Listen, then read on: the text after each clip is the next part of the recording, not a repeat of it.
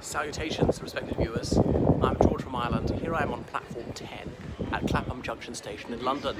So this is roughly the spot where Oscar Wilde was on the 20th of November 1895 when he was being transferred from one prison to another. He was on his way to Reading Jail when he was surrounded by a hostile crowd and verbally abused for his homosexuality. He was recognised because his case was a very high-profile one.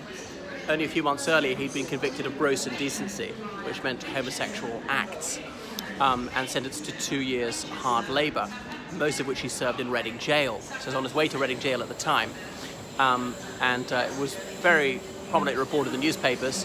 He was one of the most famous people in the United Kingdom at the time.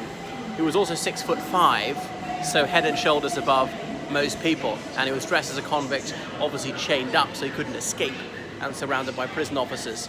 So every day at roughly the same time, 2 o'clock, he would weep in remembrance of what happened to him. These days, prisoners are transferred by prison vans, so they can't be subjected to such execration. That was that. I always knew it had happened at Reading Jail. Well, since 2010, I read A Brief History of Crime by Peter Hitchens, but I didn't know which platform it was at. So Oscar Wilde had had this torrid relationship with Lord Alfred Douglas, the scion of one of Britain's noblest houses, the son of the Marquis of Queensberry. Of course, Lord Queensberry being the chap who drew up the rules of boxing. And when Oscar Wilde was about 38 and Lord Alfred Douglas about 21, they formed this homosexual relationship. So Alfred Douglas was obviously well over the age of consent by these days, but back then homosexual acts at any age were unlawful. The Marquis of Queensberry took the gravest possible exception to Wilde having this gay love affair with his son, and at Wilde's club he left a note pinned on the board saying to Oscar Wilde, posing as a sodomite.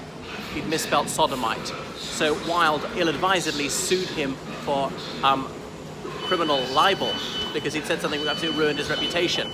And so the libel action started, and Sir Edward Carson was defending Lord Queensberry because he was the respondent in the case, or the defendant, you could say, whereas Wilde was the claimant, or the plaintiff, as they might have said back then.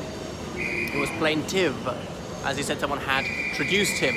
And it was very unwise of Wilde to do so, because it was a well-known fact that he was actively homosexual, liked feasting with panthers, seeking out encounters with proletarian youths.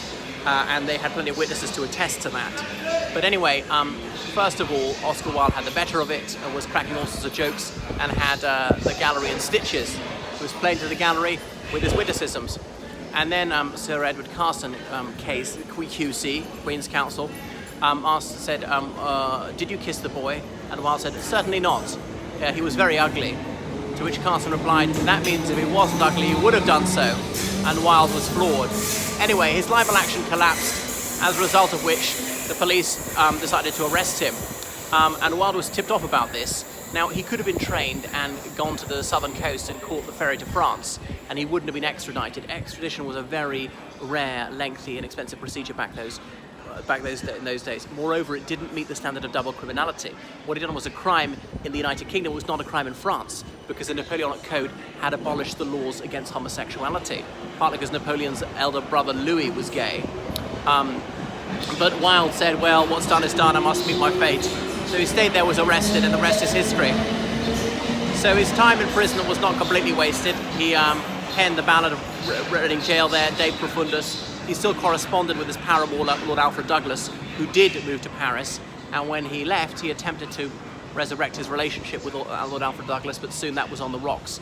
So he lived in relative poverty in Paris, having been disgraced. He did what, as I say, a Briton in sexual disgrace would do, which was move to France.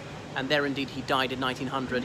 His wife, Constance Lloyd, she changed her name to Holland, which was a maiden name somewhere back in her family. She had 2 sons by Oscar Wilde. One of them was killed in the First World War. One of them lived on for decades and sired a son about 1946. So Oscar Wilde's grandson, Merlin Holland, is a well-known publisher. He's renowned in London literary circles. And indeed, Wilde's great-grandson went to Magdalen College, Oxford. I said that's the college that Wilde attended after Trinity College, Dublin. And he was given his great-grandfather's set, as in his rooms. Well, that is Oscar Wilde and his connection to Clapham Junction, the busiest railway station in the British Isles. Not a number of passengers, but sheer number of trains passing through. It's a junction because east-west and north-south lines cross over here. There we are, enough about platform 10.